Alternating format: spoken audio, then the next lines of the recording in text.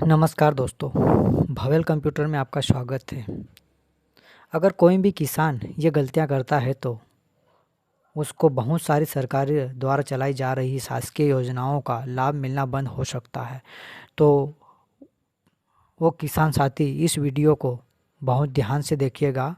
आपको पूरी बारीक से बारीक और बड़ी से बड़ी जानकारी हम इस वीडियो में बताएंगे कि आपको क्या करना चाहिए ताकि आप इस सरकार द्वारा चलाई जा रही सारी योजनाओं का लाभ ले सकते हैं। तो इसमें हमारे सर्वे साथी किसान भाइयों की मदद कैसे कर सकते हैं, और हम इस वीडियो में सर्वे साथियों को भी एक बहुत ही इम्पोर्टेंट जानकारी देने वाले हैं। तो आप इस वीडियो को बिना स्किप किए देखना, नहीं तो वीडियो को फिर से देखना पड़ सकता है।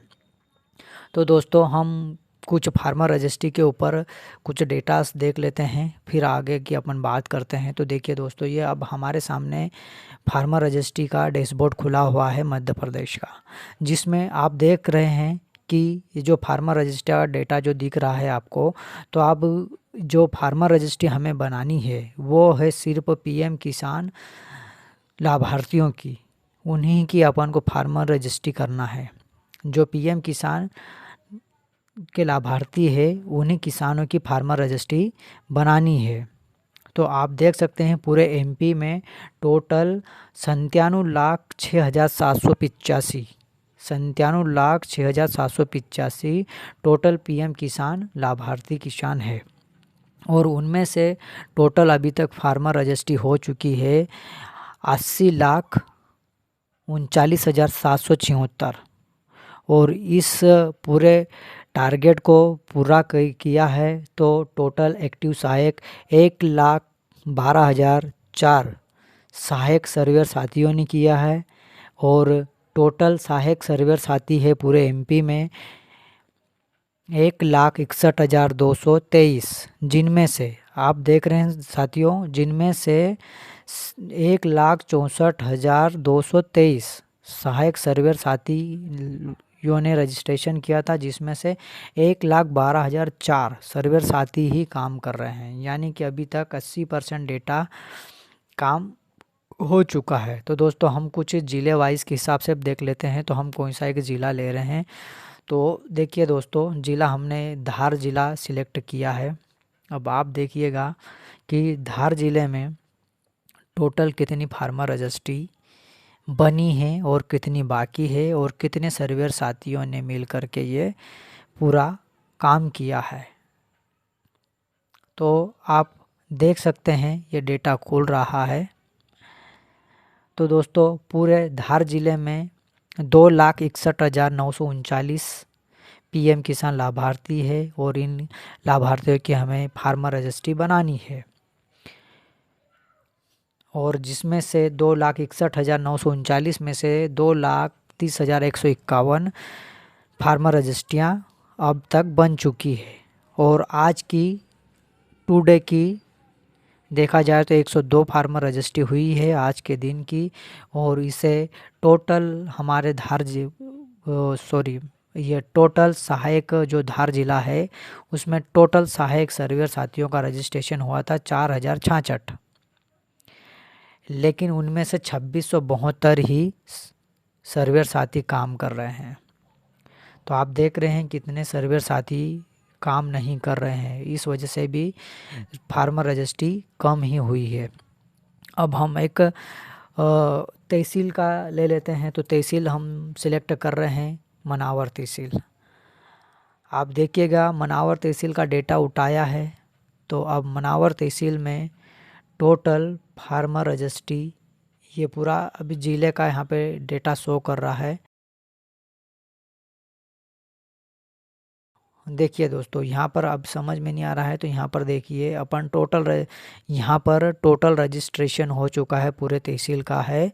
तो पूरा टोटल रजिस्ट्रेशन 37,994 किसानों की फार्मर रजिस्ट्री हो चुकी है, जिनमें से बनानी थी 41,688 टोटल फार्मर आईडी बनानी थी। कितनी? 41,688 किसानों की, जिनमें से अभी सिर्फ हुई है 37,994। जो टोटल फार्मर सहायक पटवारी कहो या फिर सर्वेयर साथी कहो, वो टोटल है 509, जिनमें से सिर्फ और सिर्फ 358 सर्वेयर साथियों ने काम किया है।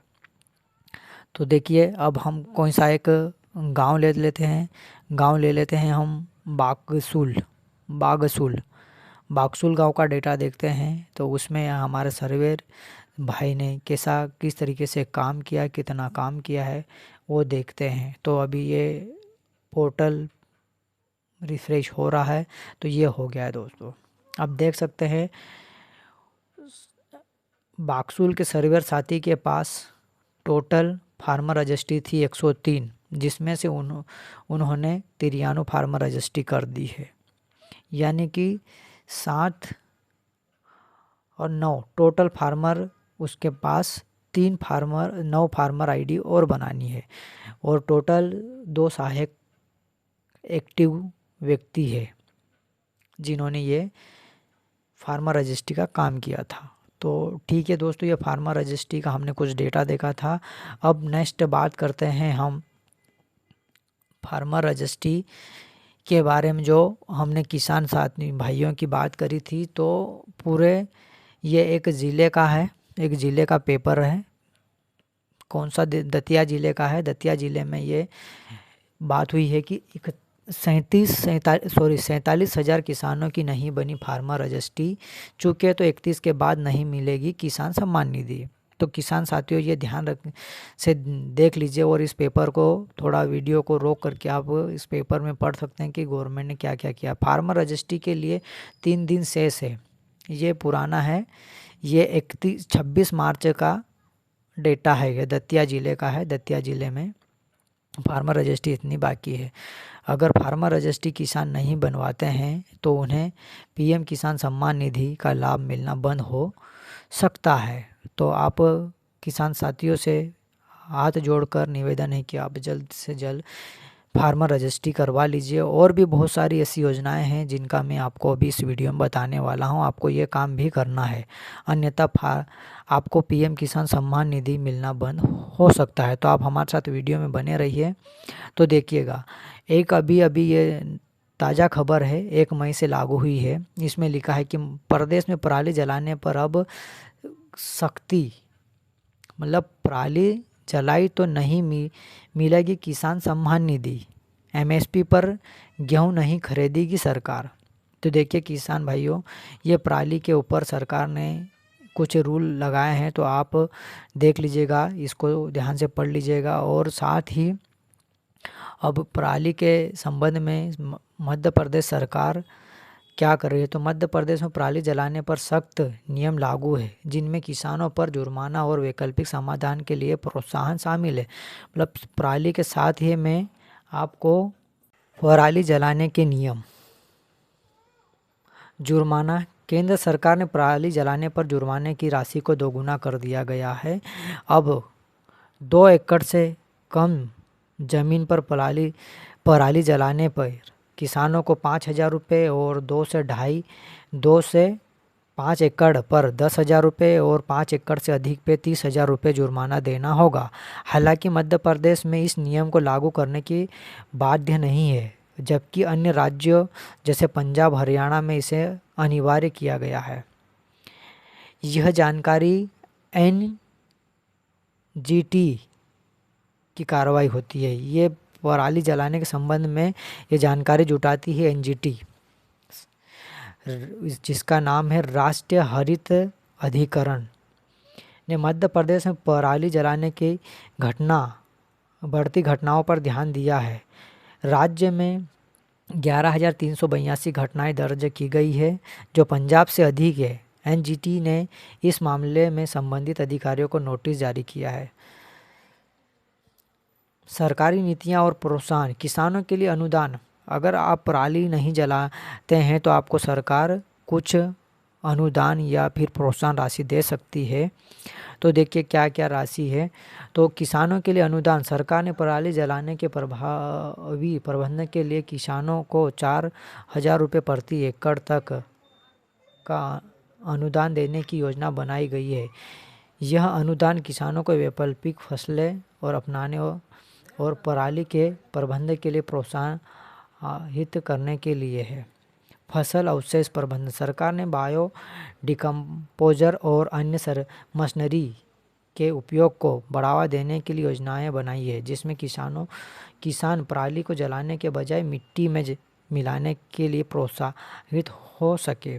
जागरूकता अभियान। कृषि विज्ञान केंद्र KVK के माध्यम से किसानों को पराली जलाने के नुकसान और उनके प्रबंधन के तरीके के बारे में जागरूक किया जा रहा है।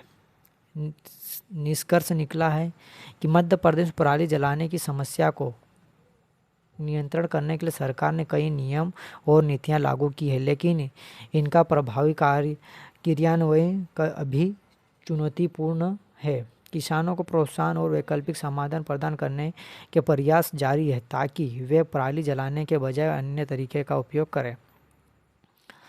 दोस्तों, फार्मर रजिस्ट्री आपको करवाना ही करवाना है। किसान साथियों की मदद भी करना है हमारे सर्वेयर भाई साथियों के द्वारा।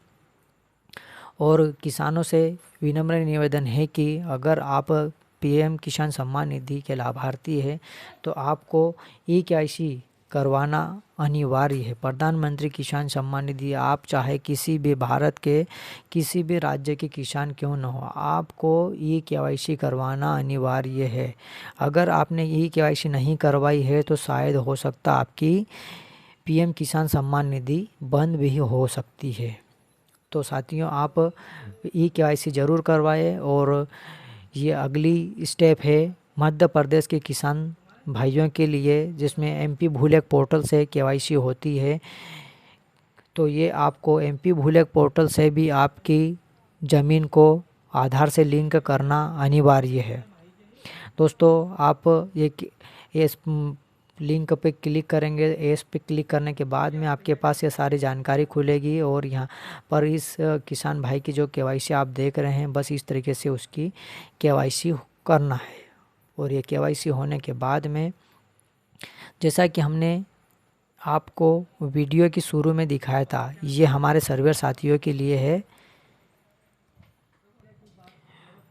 वीडियो की शुरू में हमने चर्चा करी थी कि आप इस आंकड़े को याद रखना।